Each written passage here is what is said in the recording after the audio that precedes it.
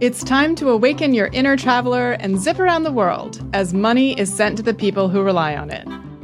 This is Money Travels, presented by Visa.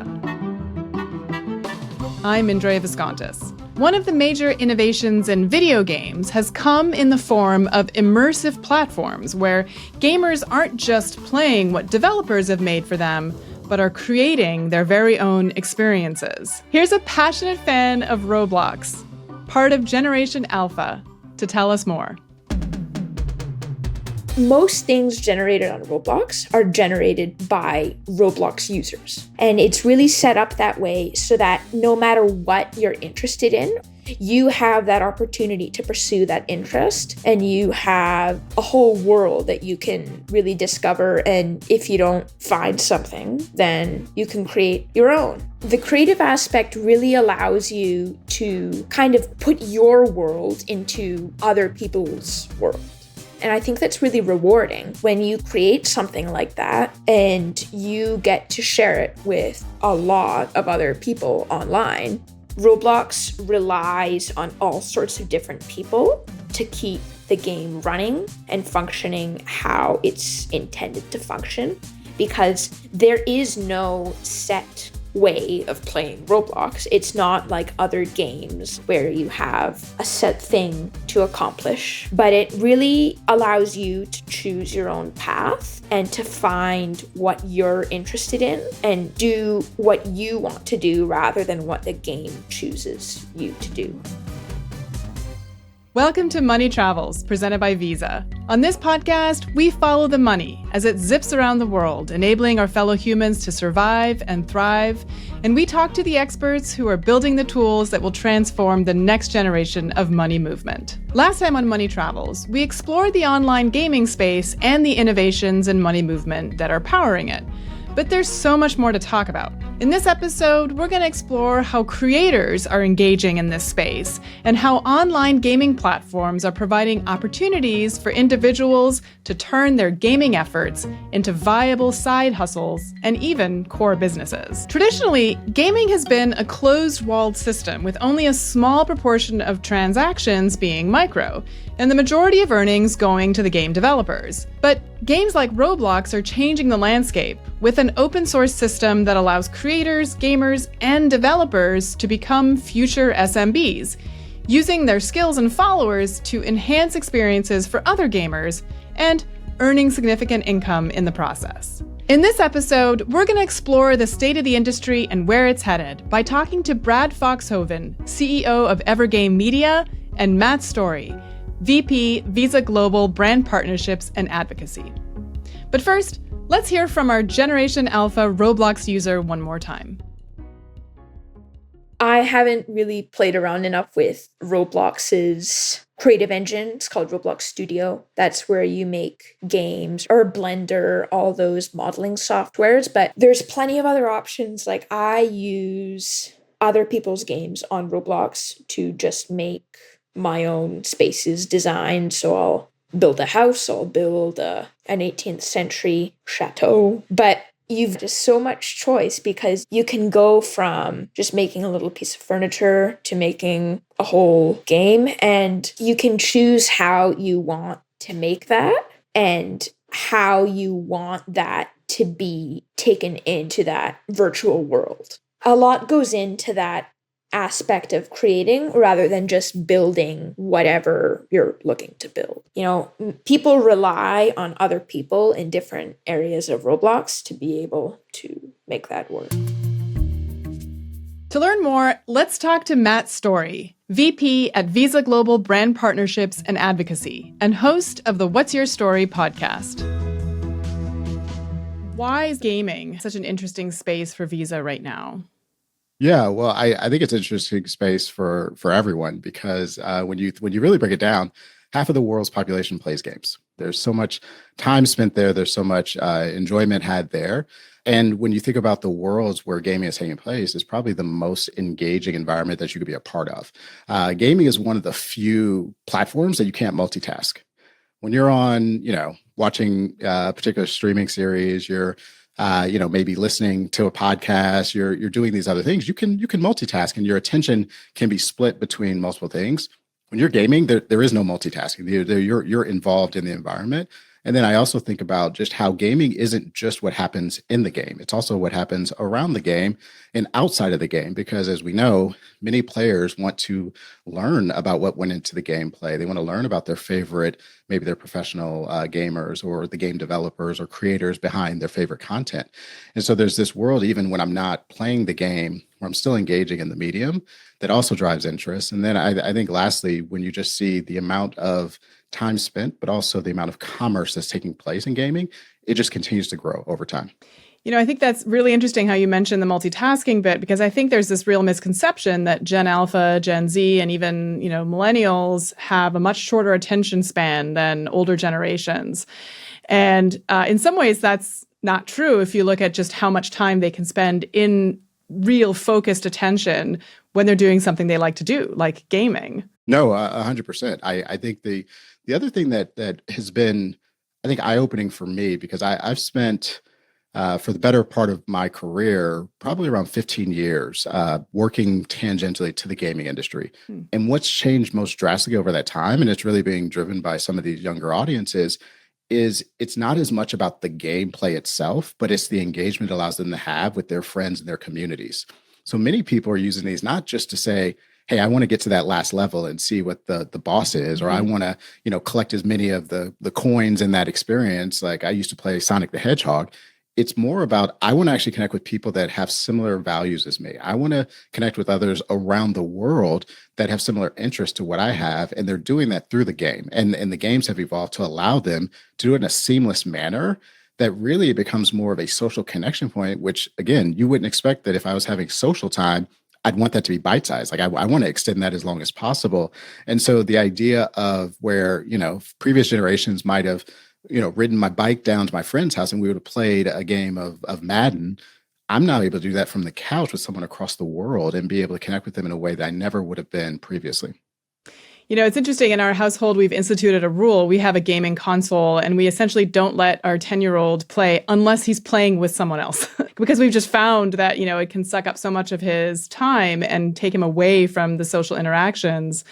And it's a really interesting kind of psychological experiment to think about, what are the kinds of rules you have to put around gaming because it can be so immersive, but also what potential it has that may be untapped in this sort of social domain, which normally is kind of not thought of. But of course, there's also then this entire the monetization of, the providers of these games. Look, it's expensive to make a good game. What do you see in terms of that economic landscape having shifted over the last few years? What are the major trends and how gaming is being monetized and how that relates to Visa's role in the ecosystem? Yeah, I mean, it's funny because some of it actually resembles the payment landscape to a certain degree in terms of how it's evolved. And there's more players and more stakeholders in the system, to your point, to be able to help with really advancing and growing the industry. And so I think first and foremost, really understanding that the world where we would have previously, you would have had a game title, it would have been on some type of physical medium that you would go purchase, you'd bring it home, you'd play it. There might be some online features that you can connect to, but then once it reaches a certain cycle, you move on to the next one, repeat, rinse, and repeat. To your point, the game developers realize that that's a very expensive undertaking to go and to put so much resources. I mean, we're talking about 3, 4, 5, even upwards of 8 to 10 years to go into building that type of experience. To only have someone play it for a short amount of time, that doesn't pay out. And so what started years ago around user-generated content and being able to provide downloadable content as well has really taken off. And it's really become the lifeblood of the best game experiences. Those that allow me to update my experience with new levels, new assets, and what have you. Now, again, that's expensive for a game developer to undergo on their own. So they've opened it up to say, the same way you would make your own content in another social medium, why couldn't you do that in my game experience? And being able to give the tools to the game experience over to the players and allow them to create experiences within the world of like the sandbox, if you will, has created even more opportunity, not only for lengthening and making more valuable game experiences, but it brings in even more commercial opportunities for all. You also have commercial opportunities for obviously the game developer, the publishers. You have these creators that are coming in and developing these experiences in conjunction with the original game developer. And then obviously the end player is able to incrementally invest in their game experience. So they're not going out and paying a significant amount at the beginning. They're paying incrementally to add on the things that they're interested in having within their game experience. And with these incremental increases, and in a situation where you have a potentially very large set of users, millions, hundreds of millions, maybe even a billion, you can become very profitable even if each individual user is only giving you a micropayment. Yep. But of course, if you can't move that money around, it's not possible. So how does Visa fit into this sort of microtransaction ecosystem that seems to be bubbling up within the gaming industry? Yeah, that's definitely a major segment of the opportunity. I think we can help in this experience, because when you speak to any game developer, unfortunately they're not payment experts, and so they're going to have to rely on those that are payment experts to really develop, similar to the best in-game experience that they develop, a best-in-class payment experience for the end user. But we're not just thinking about our role in the space in terms of just that one transaction. We're thinking about all the players in the ecosystem. So how do we ensure that we're bringing value to that end user? Because again, when I would, many years ago, I'd go to my local video game store. I knew the store. I knew actually probably the staff that worked there. I knew who was making the game. And there was all these known quantities that I trust the transaction. But now that it's opened up, that I'm not even just purchasing from a known game developer, I'm purchasing from a person on that platform. There's got to be some trust and some confidence that I'm actually going to get what they say that they're going to sell me. And that's, I think, another place where Visa, because of who we are, we can bring that credibility, we can bring that authenticity, also the convenience of being able to do that, not having to get up and leave and go do it. And so there's value we provide to the end player. There's also value we provide, as you were alluding to, with those that are making those investments and becoming creators in this ecosystem and developing content. They're able to actually receive that payment in a very convenient, seamless, and hopefully fast manner due to the things we do on the back end. And then lastly, for the game publisher and the game developers out there, we're hopefully helping them by letting them focus on the things that they really want to focus on, which is, again, building those best-in-class experiences and partnering with us to be able to bring forward ways that make the users, the creators, and the game publishers all work together to ultimately get to where they're all trying to go and where they really are able to, make it in what they're trying to do in the gaming space. So how do you do that? I mean, can you tell us some of the kind of invisible infrastructure that enables you to provide those kinds of services on such a large scale, even if the transactions are essentially tiny? What we're doing with both peer-to-peer transactions and bringing that into the ecosystem of being able to bring kind of payments from creators to the individual and helping the platforms do that in a seamless, trusted, global way, because that's the other thing that factors into here. Because a lot of times these companies aren't in the same market. They're not in the same even region at times. So being able to allow them to have that cross-market, cross-ecosystem transaction take place through things like Visa Direct, things like other products and services that we provide, that's truly the value we provide on the product side. It makes me wonder about what happens in the game doesn't just stay in the game. Of course, there's the culture that is built into the game, even though we think generally of that kind of a closed system, is going to leak out into the broader world of commerce. So when it comes to, bartering culture or other kinds of exchanges, what do you think the trends that you're seeing right now in the gaming industry, what elements, how do you think that those will transfer out into commerce more generally? And do you see any kind of effects happening already? Yeah, well, there's two things in there that I would pull out. One is the idea of digital assets and owning these assets in game experiences and being able, to your point, to take them where I want to take them. All of the game platforms are exploring how to give as much interoperability, if you will, to that as possible. And so being able to say, I have this particular hat that I may be wearing in one experience, how do I get as much value for that hat as possible?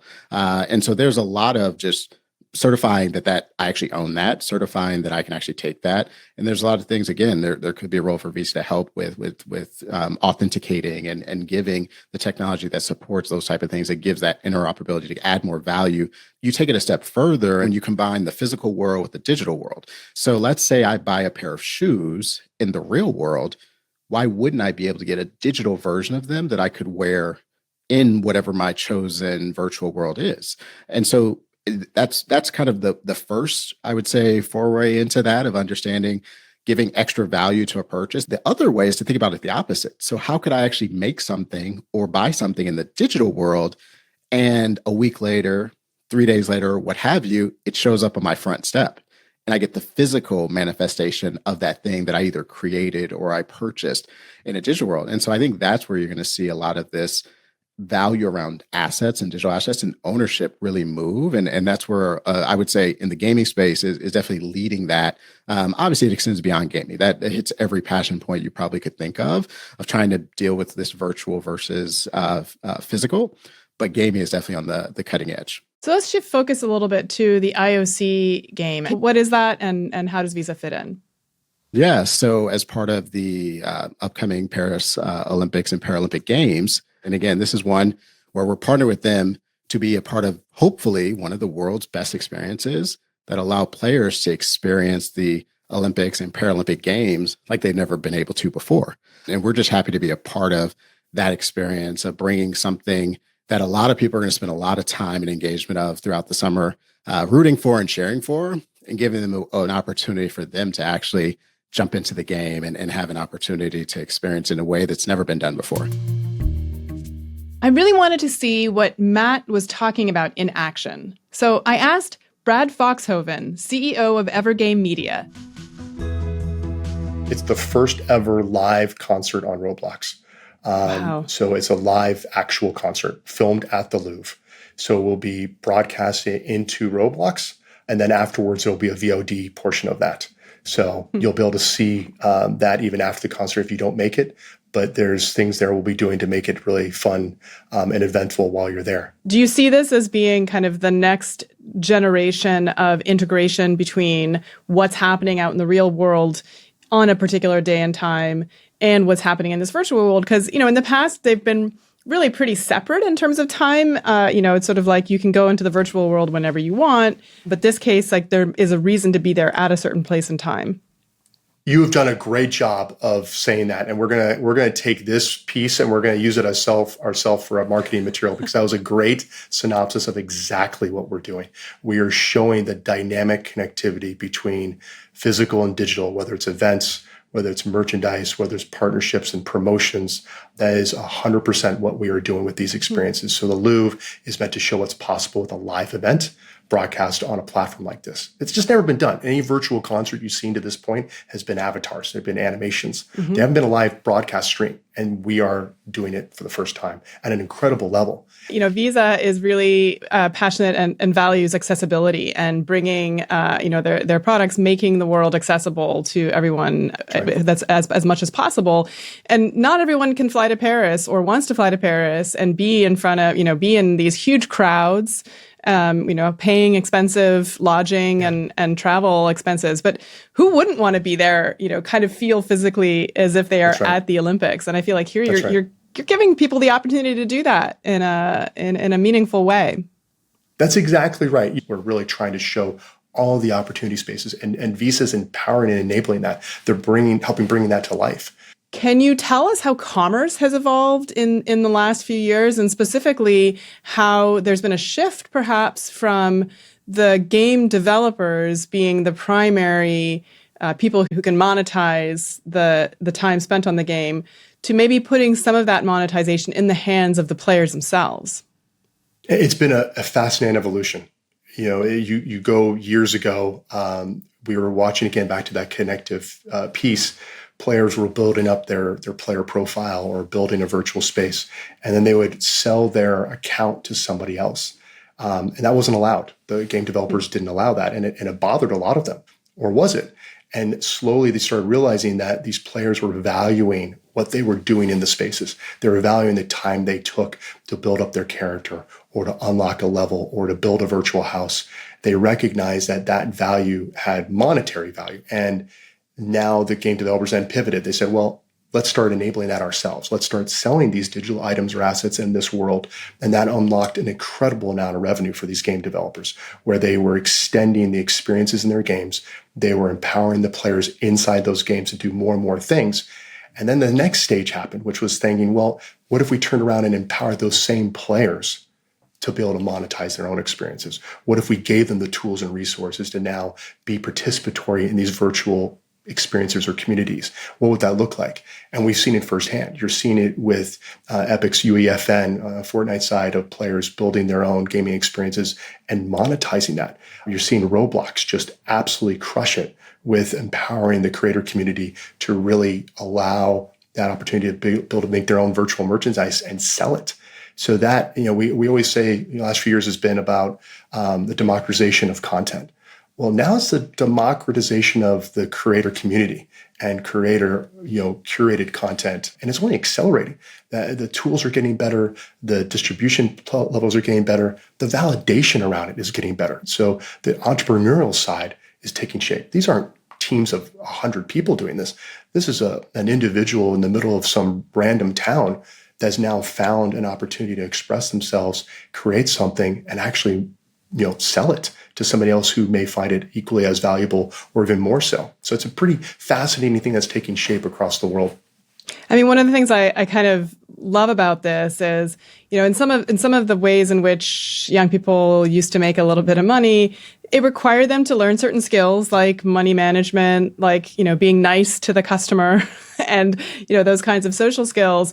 But here you have the added layer of true creativity and really thinking about what they can bring that's unique in the space and how they can, use their time to really kind of express some of the fundamental things that make them who they are, rather than be in a job that is somewhat replaceable.